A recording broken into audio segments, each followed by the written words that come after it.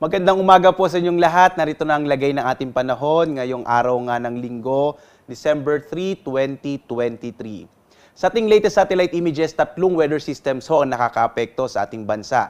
Nariyan yung amihan o yung northeast monsoon na siya magdadala ng mga mahihinang pag-ulan, partikular na dito sa may Batanes at Babuyan Islands, habang ang shear line, ito yung banggaan ho ng malamig na hangin amihan at mainit na easterlies ang nakakaapekto naman sa silangang bahagi ng Northern Luzon. At sa malaking bahagi ng ating bansa, patuloy yung pag-iral ng easterlies o yung hangin nga na nagmumula sa karagatang Pasipiko. Ito ay mainit at medyo basa din ho at maaring magdala ng mga pag-ulan lalong-lalo na dito sa may silangang bahagi ho ng Visayas at ng Mindanao. At generally ho, fair weather ang mararanasan sa malaking bahagi ng ating bansa. Pero may mga pag-ulan pa rin na dulot nga ng mga localized thunderstorms, ng shear line at ng easterlies. Dito sa Luzon, inaasahan pa rin natin at bago po yun ay wala po tayong inaasahan na bagyo na papasok o mabubo sa loob ng Philippine Area of Responsibility. Posible nga ho para sa linggong ito, malit yung tsansa na magkaroon tayo ng bagyo at least for the first week ho ng buwan ng Disyembre. Dito sa Luzon ay inaasahan pa rin natin ang malaking tsansa ng mga pag-ulan, partikular na nga dito sa Cagayan at sa Isabela dahil pa rin sa pag-iral ng shear line o itong banggaan na mainit at malamig na hangin.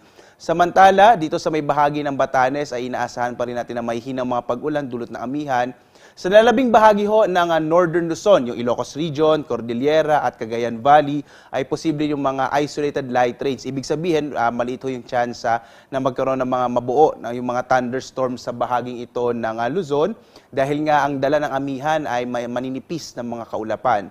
Sa lalabing bahagi ng Luzon, generally fair weather pa rin ho, pero may mga tsansa ng mga isolated rain showers and thunderstorms, dulot yan ng mga localized thunderstorm nangyayari ho sa tanghali, hapon hanggang sa gabi, pinakamatagal na 1 o hanggang 2 oras.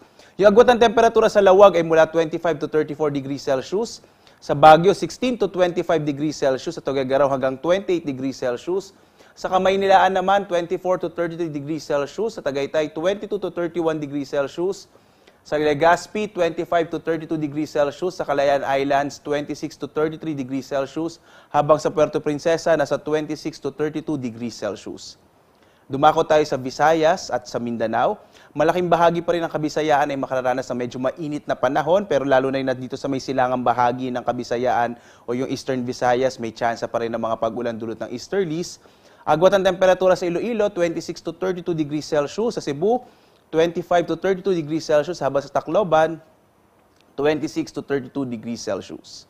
Sa nalalabing bahagi naman ng Mindanao, inaasahan pa rin natin yung mga isolated rain showers and thunderstorms. Medyo mainit pa rin sa umaga hanggang tanghali, habang lumalaki ang posibilidad ng mga isolated o pulupulong pag-ulan, pagkinat pagkulog sa hapon hanggang sa gabi. Yung agwat nga ng temperatura sa Zamboanga, 25 to 34 degrees Celsius. Diyan sa may Cagayan de Oro, 25 to 32 degrees Celsius, habang sa Davao hanggang 33 degrees Celsius.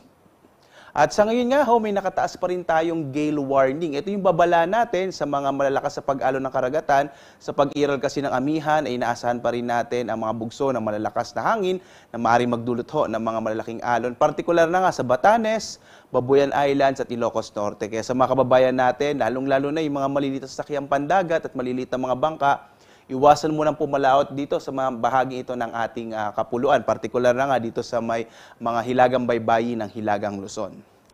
At narito ating inaasang magiging lagay ng panahon sa mga susunod na araw. Makikita ho ninyo, generally fair weather sa malaking bahagi ho ng ating kapuluan.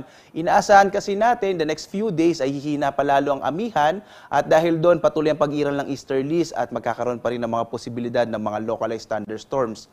Alam po ninyo kasi nang nangyayari ho na mas nararamdaman natin yung lamig na dulot ng amihan base ho sa mga datos natin, mga bandang January o February. Doon talaga natin mararamdaman yung pagbaba ng temperatura.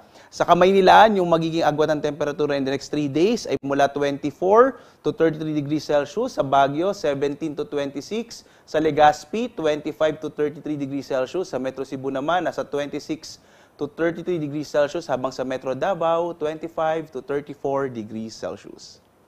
Yung araw natin ay sisikat 6:06 na umaga at lulubog, ganap na 5:25 ng hapon.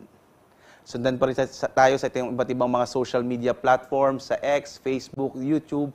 At para sa mas komprehensibo at mas marami pang mga impormasyon, maaari kayong bumisita sa ating website pag-asa.dosa.gov.ph. At live po na nag-update mula dito sa Pag-asa Weather Forecasting Center. Ako si Obet Badrina. Maghanda po tayo lagi para sa ligtas na Pilipinas. Happy Sunday po sa inyong lahat. Maraming salamat.